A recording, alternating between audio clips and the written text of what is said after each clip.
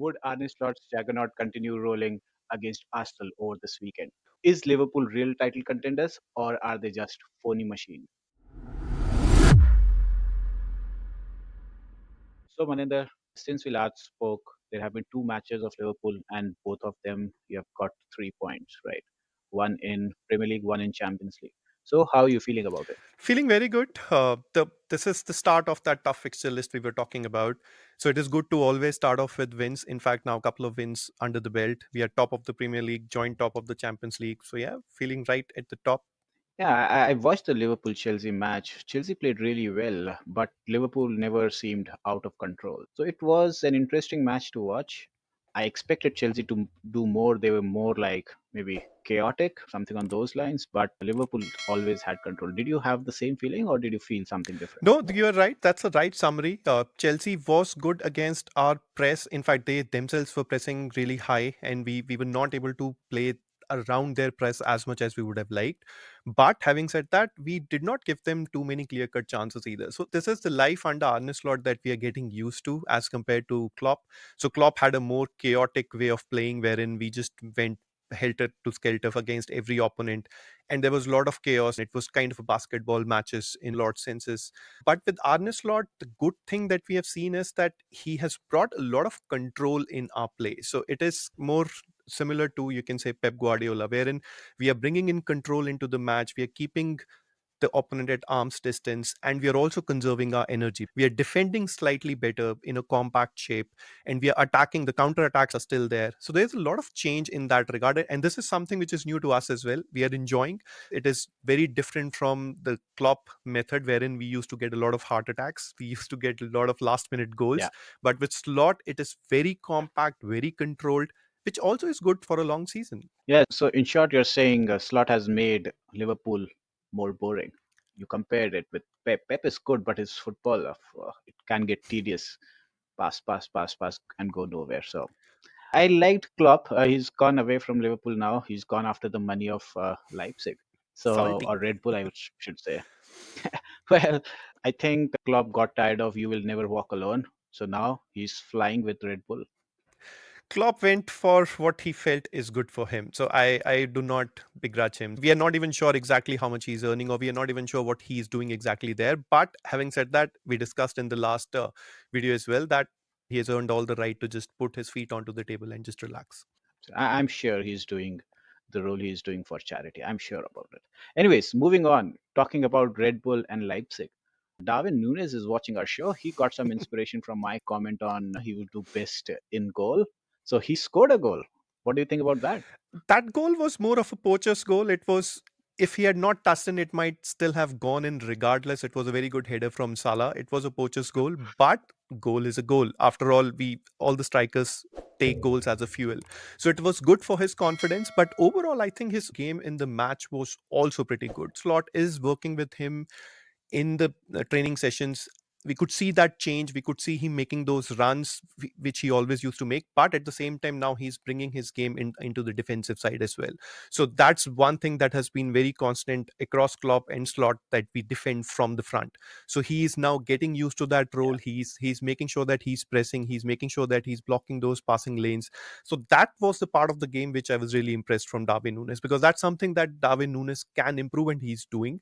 So it's always good to get a goal. But Yeah. yes, overall, if Jota is injured for a longer duration, this is the chance that Nunes was waiting for. And he's grabbing right now with both hands.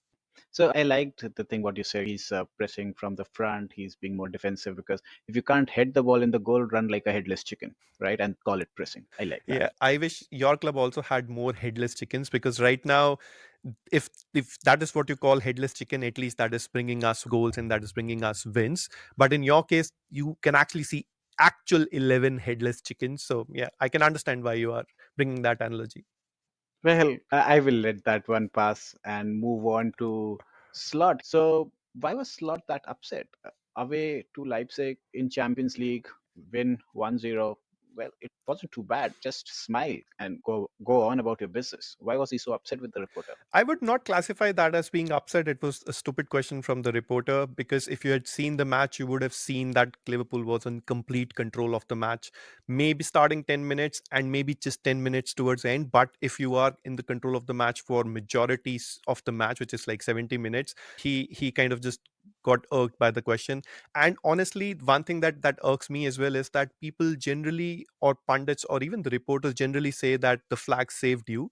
Saying that flag saved you is actually doing injustice to the defensive line that the defenders are maintaining. That was probably this question that irked him. But as I said, we were in complete control. We kept them at arm distance. And if the refs had done their job and if the VAR had done its job, we would have won more handsomely. But that's for another day, perhaps. I would agree with one of the points which you made. Reporters talk pretty much BS and they're stupid. That is why the fan channels are the right opinion channels. Okay, so win against Chelsea, win against Leipzig. Now going into the weekend with momentum against Arsenal, do you think Liverpool are genuine title contenders?